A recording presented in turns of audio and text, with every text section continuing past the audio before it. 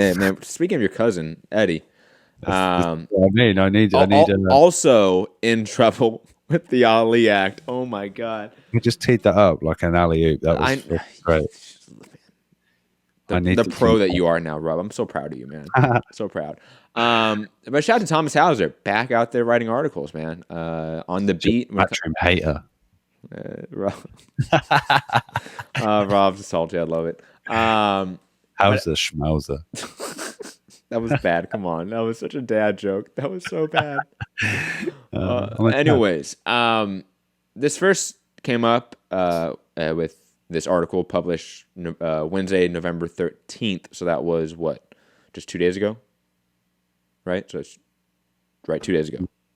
Matchroom Boxing, U.S. plans to promote, and DAZN plans to stream, Jam Jacobs, Chavez, that fun stuff, right? Now, I'm going to be reading here a lot, guys. I apologize. Stay with me. And I am kind of sick. So, again, deep apologies for my awful voice right now. Initially, this is Thomas Hauser speaking. Initially, Jacobs Chavez was slated for the MGM Grand Garden Arena in Las Vegas. Then, on October 24th, pursuant to a request by the Nevada State Athletic Commission, a voluntary anti-doping agency collection officer went to the Wildcard Gym in Hollywood, where Chavez was training, to collect a urine sample from the fighter to be tested for illegal performance-enhancing drugs.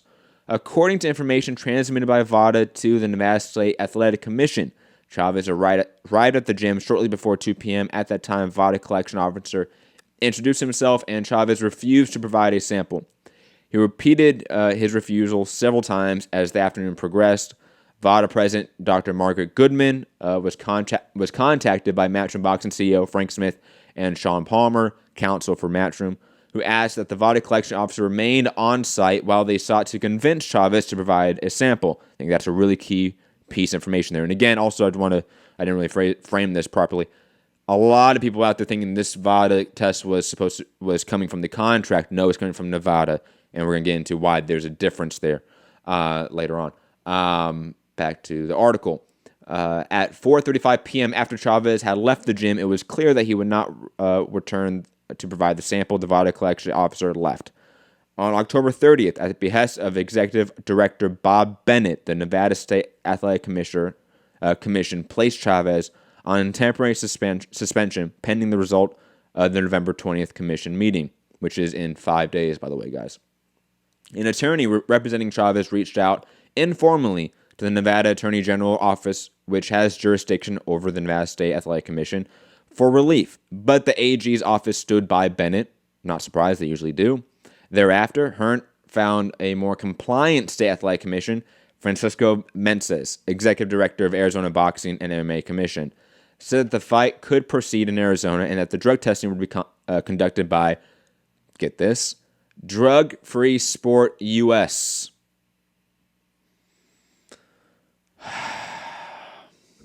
An organization that lacks credibility of VADA, writes Thomas Hauser.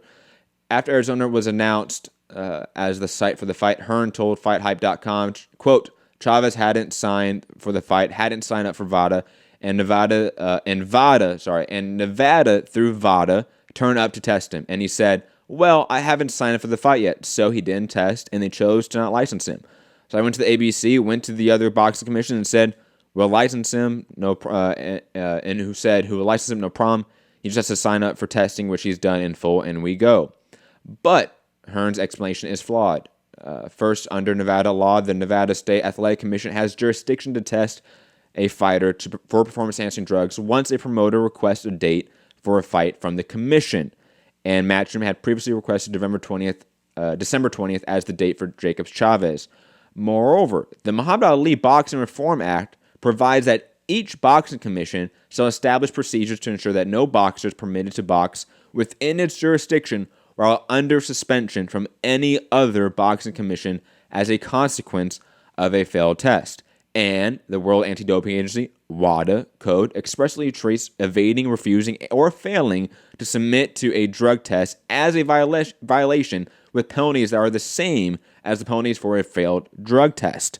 And by the way, VADA, I know, and WADA are not always in line, but VADA is in line with this specific code moving forward.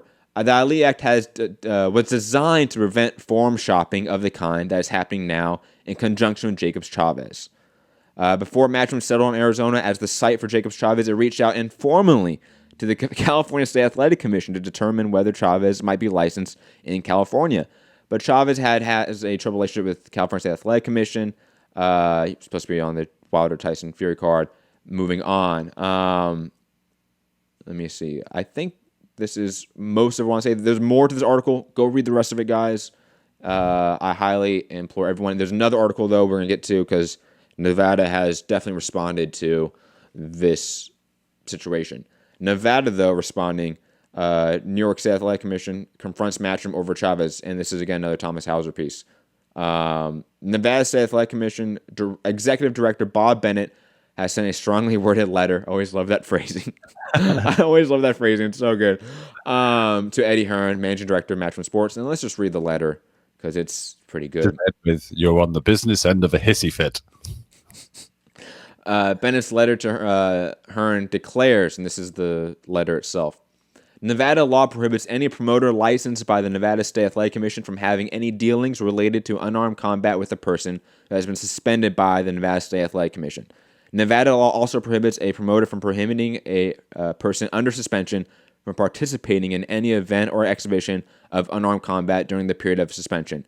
Any violation of Nevada or federal law by a licensed promoter provides grounds for disciplinary action. In addition, under the Ali Act, no boxer is permitted to box while under suspension from any boxing commission due to, among other things, failure of a drug test.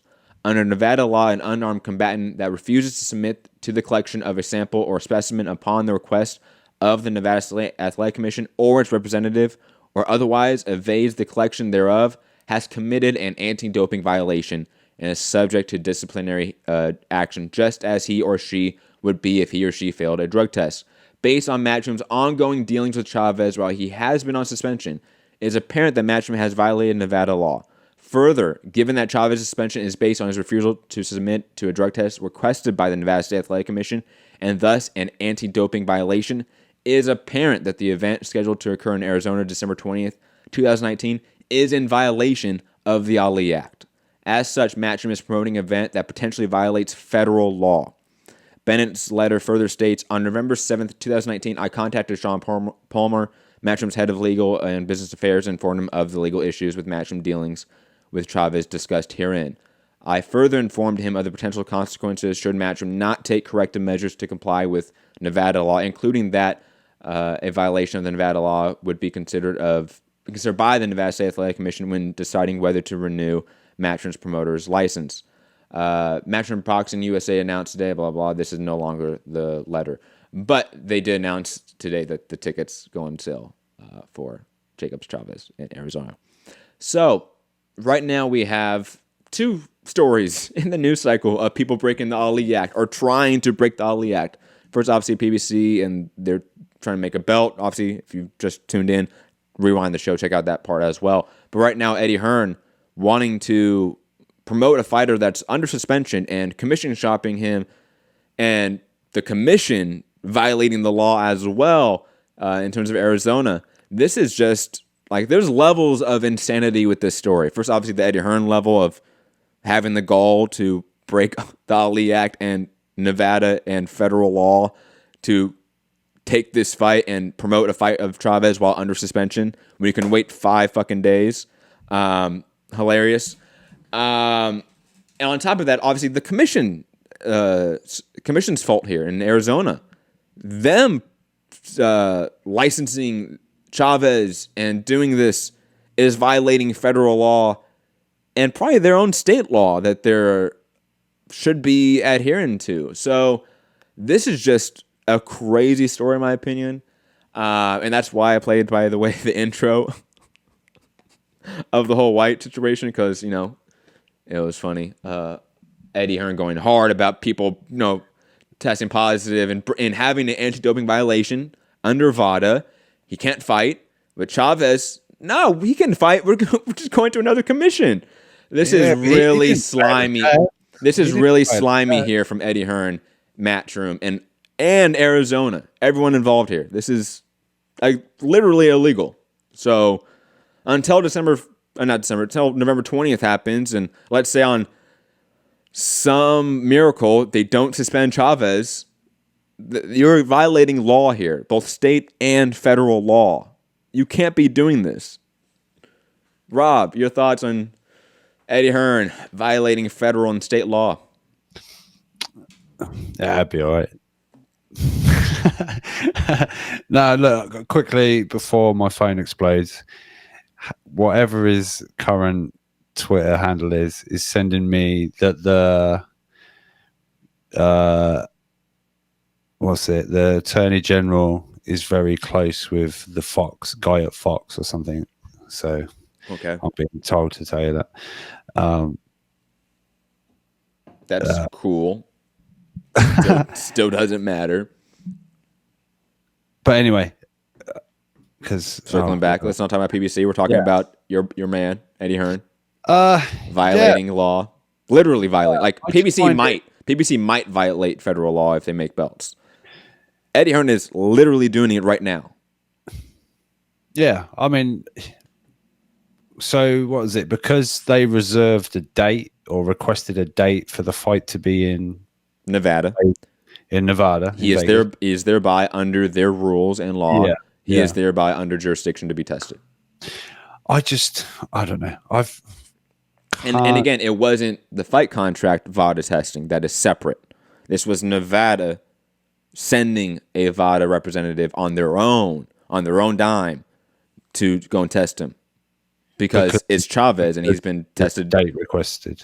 Well, no, that and because, like, for example, I don't think obviously every fighter when they request a date goes and gets VADA tested immediately from the commission, right? But Chavez has tested positive for PEDs and a banned substance, so he's already tested positive multiple times. Once already in Nevada. What's been his failings for? The first one, marijuana, right? The second one was marijuana. The first one was a diuretic when he was trying to cut to, I forget what fight it was for. But digressing, it was back when he was at 160 and he had to take diuretics. But that was a Nevada test, the diuretic one specifically. Yeah. Or was that the California one? I'm forgetting now. But anyways, therefore, when that happens, when a high-profile fighter is already tested positive, they're going to be tested immediately because there's an assumption there, obviously, from the commission. And he turned it down, and that's an automatic anti-doping violation. Sure. But I don't know whether Eddie's reacted initially off what Arizona said. Like, yeah, it's cool, blah, blah, blah. Once he's, on board, and he can then start testing and stuff. But yeah, that's fine. But I don't know. But quickly, I know you didn't say that's fine, that you're speaking as that person. But again, what Arizona did is illegal federally. Like, yeah, that's what I'm saying. Like, so if Eddie's like, okay, we're good, we can go. They said, and then it's like they should have known. Oh wait, he's suspended. Well, he should know. Were they aware of this? Everyone's aware of this.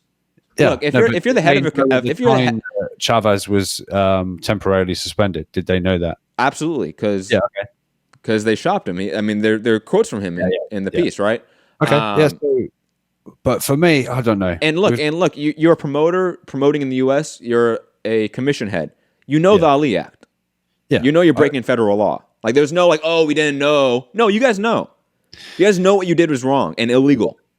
I mean, look, didn't Hauser go on to say, I sort of zoned out a little bit. Didn't he go on to say that this is the good old, what do you call it? Like a bait and switch. Like, you come in, you buy a bunch of tickets thinking you're going to see maybe someone better, but the intention all along is to then put Rosado in. He did obviously mention the Rosado fight, but I don't think he mentioned I don't remember that phrase, but he did mention that, look, most likely here, it's going to be Rosado coming in here because Arizona is violating federal law and shit's going to hit the fan here. Yeah. Like, Tim Lukanoff, the guy I just mentioned, who's still the president of the ABC, guys, he is going to be phoning up, what was his name specifically? I forget the commission in Arizona, Francesco, something like that. He's going to be calling him up, and there's going to be hell to pay. And if you're no longer an ABC commission, that would be major. Like, if all of a sudden they pull out the recognition of Arizona's boxing commission, That's a major news story. That will definitely hurt their funds and their overall reputation. So, no, this is. I forget what exactly I was responding to. I'm starting to rant. My bad. I This is mean, I've crazy. seen a bunch of people, including Boxrec Gray. He said, if Gray people think Johnson. if people think Eddie Hearn is not going to be not going to be able to promote in Nevada, like laugh out loud, not going to happen. There's a few people I've seen saying, no, this is nothing's going to happen. This is Well, I think nothing's going to happen because they're not going to promote Chavez at the end. well, yeah. You know what I mean? Like tickets are on sale right now. The hearing's in 5 days. They can potentially just prolong this and wait it out till what happens on November 20th happens, where I assume the suspension's upheld because he avoided a test and you tested positive before, man. You're not going to get the benefit of the doubt here. Sorry, you're going to get at least a 6-month suspension here, right? Therefore, I don't think he's going to get promoted. I think you're going to get the bait and switch, as you said, and you're going to get Gabe Rosado in here. And that will be Matchroom's way of correcting the issue, is by no longer promoting him. But they're going to wait, I think, till after Nevada makes a final determination, to be honest. Well, yeah, if there's a hearing, there's a hearing. So that's why, quote, it's not a big deal. But it is a big deal. Like, a promoter shopping around fights, like, that is, like, illegal behavior. Like, it's an illegal act. Like, it may not be, he may correct it at the end, but dude, if you're doing something illegal for a week, and you're like, oh, my bad, I'm going to stop doing something illegal, you still did something illegal for a week. You know? Like, I'm sorry. I'm sorry. I'm like, I'm not a lawyer here, but I'm not stupid either. Like, yeah, but if you say you went on a big shoplifting thing, and at the end you went and put it all back. No. No. I'm not saying like people should go to prison for shoplifting, but you know what? You're gonna pay a fucking fine. What are you doing? And you only took it back because you were made to take it back. That's what Eddie Hearn's doing right now in this case too. Like, if he's allowed to promote Chavez, I don't think it'll be the guilt. No, I know it won't be. It'll be, oh shit, I can't do business in Nevada anymore. Fuck, well, sorry, Chavez. I'm gonna take a loss on this Jacobs Rosado event in Phoenix, Arizona. But I can still do business in Las Vegas, which you have to do business in if you're a boxing promoter. Yeah. I mean, it's interesting for me that Frank Smith was like, look, do the test. Just take the test. And then Chavez left, and it's all well and good saying, I haven't signed a contract yet. I'm not signed up to a year-round blah, blah, blah. But so I think people in the know knew. It's like, look, you have to do this test.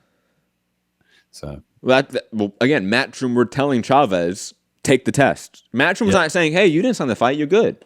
No, they're like, no, Chavez, take the fucking test, please. Take the test. And he's like, nah, I'm good. And we all know why. My dad wants Canelo as a son and not me. Fuck your tests. I'm going for a joint. Oh, God. For a slow week for boxing, we have two Ali Act violations. Back to back, man. Like, I'm checking Twitter constantly because Coppinger's been quiet. I'm waiting for the hat trick, the big third. These things come in threes. Oh gosh, so good. Leonard saying shopping around. Jacob Chavez was always for Vegas or Phoenix. No, it wasn't, Leonard.